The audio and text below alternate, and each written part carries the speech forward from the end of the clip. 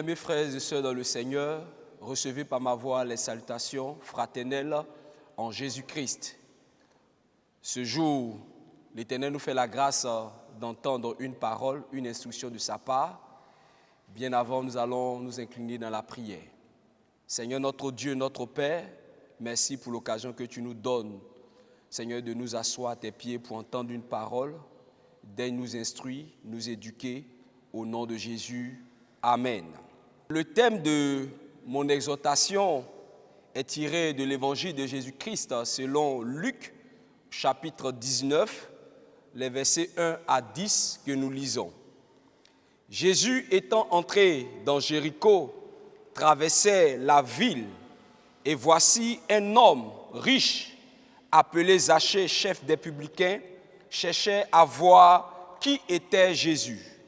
Mais il ne pouvait y parvenir à cause de la foule, car il était de petite taille. Il courut en avant et monta sur un sycomore pour le voir, parce qu'il devait passer par là. Lorsque Jésus fut arrivé à cet endroit, il leva les yeux et lui dit, « Zachée, hâte-toi de descendre, car il faut que je demeure aujourd'hui dans ta maison. » Zachée se hâta de descendre et le reçut avec joie.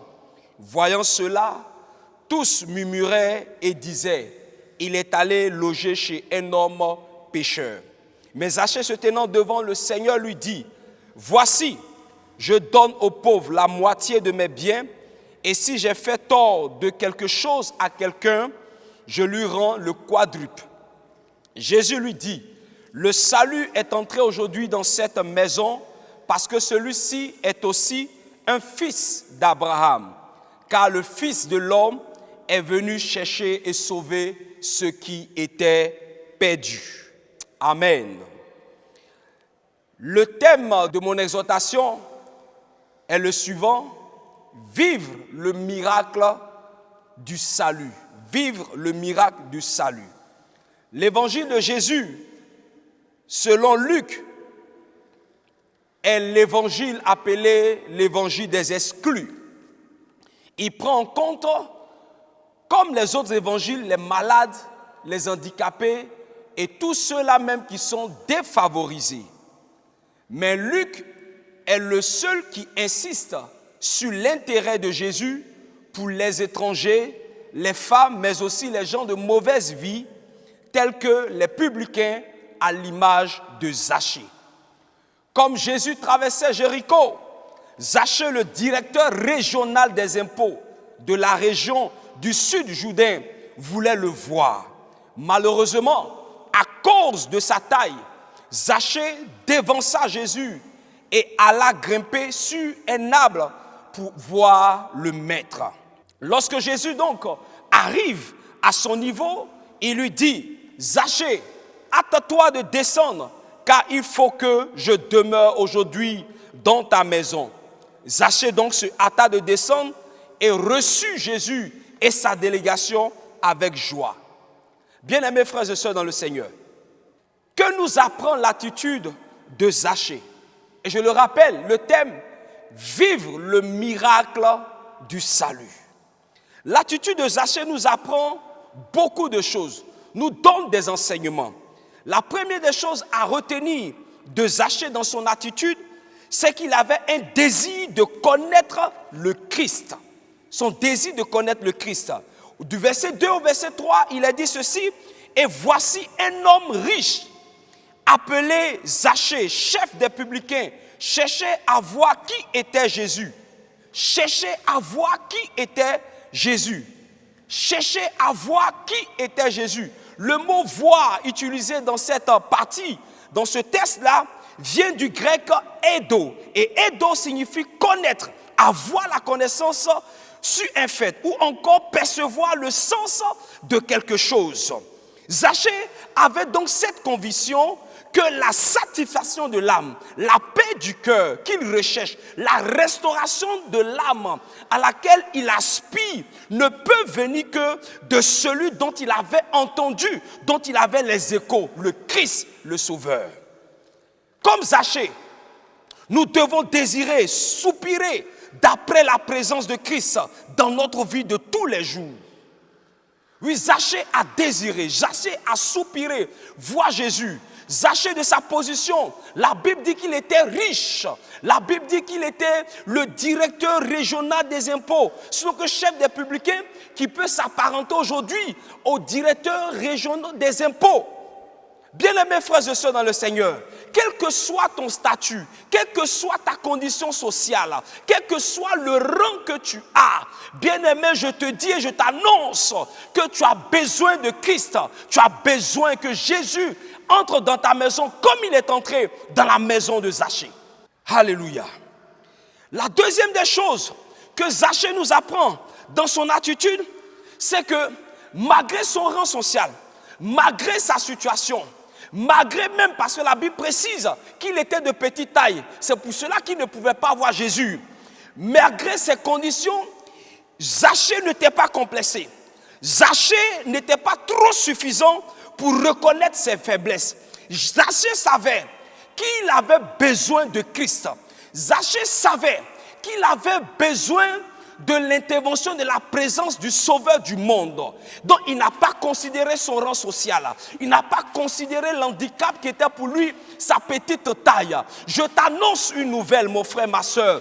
Toi qui m'écoutes, toi qui me suis en ce jour, regarde, ta condition sociale n'est pas un problème pour Christ. Tes limites ne sont pas un problème pour Christ. Ce que Dieu désire, c'est que tu ne fais pas fi de ta condition. Tu ne sois pas complexé. Que tu sois pauvre ou que tu sois riche. Que tu vives dans des maisons hyper ou pas. Ce don qui est le plus important, c'est que tu aies soif de recevoir Christ dans ta vie. Zachée était un homme considéré dans la société où il vivait. Mais il n'a pas eu honte de grimper sur un arbre pour voir Jésus. Tellement son désir de recevoir Christ était grand. Oui, tellement son désir de voir Christ était grand. Quel est ton désir? As-tu soif de quelque chose? Tu désires la paix du cœur? Tu recherches une stabilité, tu recherches une joie, tu es troublé dans tes nuits, ton sommeil n'est plus paisible, tu es troublé par-ci et là, tu n'as pas la paix du cœur, ton âme a soif de quelque chose, tu as tout dans ta maison, tu as tout l'or du monde, tu as tous les biens de ce monde, mais dans ton cœur quelque part, tu n'as pas la paix, tu n'es pas tranquille, tu n'as pas le repos. Je t'annonce une nouvelle, il y avait un homme qui était dans cette même condition que toi, qui avait une condition sociale bien nantie. Il était riche, mais il n'avait pas la paix du cœur. Son âme n'était pas en paix. Il a eu soif de chercher Dieu. Alors je t'invite, comme Zachée, femme, homme qui m'entend, ne sois pas complexé. Jésus peut te étancher ta soif. Le salut, bien-aimés frères et sœurs, est accordé même au pire des pécheurs, pourvu qu'ils se tournent vers le Seigneur, pourvu qu'ils tournent le dos au péché. Zachée était considéré comme un pécheur, parce que les Juifs considèrent les publicains comme des pécheurs. Mais bien-aimés frères et sœurs, Jésus, en s'arrêtant et dit qu'il va demeurer dans la maison de Zachée, le pécheur, cela veut dire que le salut est accordé même au pire des pécheurs. Je ne sais pas ta vie, je ne sais pas ta condition, je ne sais pas par quoi tu passes, je ne sais pas quelle vie tu mènes, mais tu te dis, est-ce que Christ peut m'accepter? Est-ce que moi aussi ma vie peut changer? Est-ce que je peux vivre une vie de paix, une vie paisible avec mon Créateur? Je te dis oui, comme cela a été pour Zachée. Le salut dont je parle aujourd'hui, c'est de recevoir Christ dans son cœur. Cela se traduit par un changement de notre comportement, de notre caractère. Une vie nouvelle peut commencer. Une vie nouvelle commence lorsqu'on reçoit Christ. Regardez, lorsque Zachée a accepté d'accueillir le maître dans sa vie, dans sa maison, la Bible déclare que Jésus est rentré. L'attitude de Zachée a changé. L'attitude de Zachée a été bouleversée. Zachée qui était considéré comme pécheur. Zachée qui était considéré comme corrupteur, Zachée qui faisait des détournements de fonds. La Bible dit que lorsque Christ est rentré, Zachée a changé d'attitude, a changé de caractère. Zachée a eu une attitude de repentant. il est allé et il a même confessé que s'il a fait du tort à quelqu'un, il lui rembourse non seulement cela, mais il lui rembourse au quadruple, Seigneur.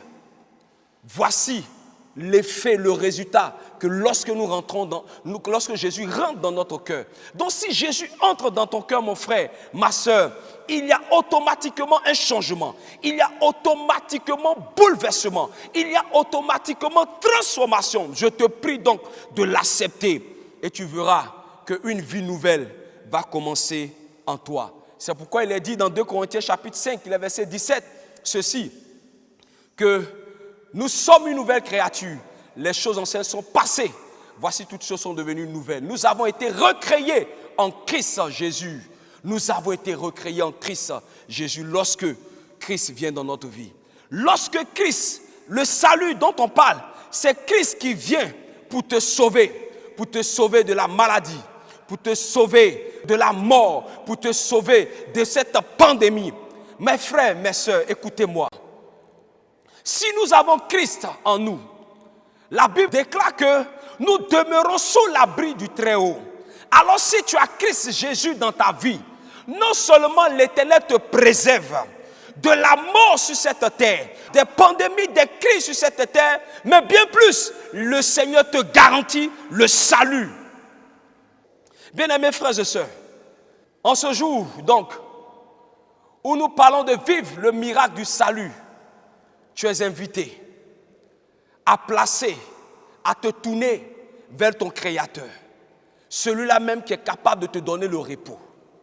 Le repos que tu cherches ne se trouve pas dans les institutions. Le repos que tu cherches ne se trouve pas dans les hommes. Le repos que tu cherches ne se trouve pas dans ta famille. La paix que tu recherches, la tranquillité que tu recherches, la sécurité que tu recherches se trouve en Christ Jésus. Et je t'annonce une nouvelle, c'est que quand on parle de sécurité, ce n'est pas qu'il n'y aura absence de danger, mais la sécurité, c'est la présence de Dieu dans les dangers.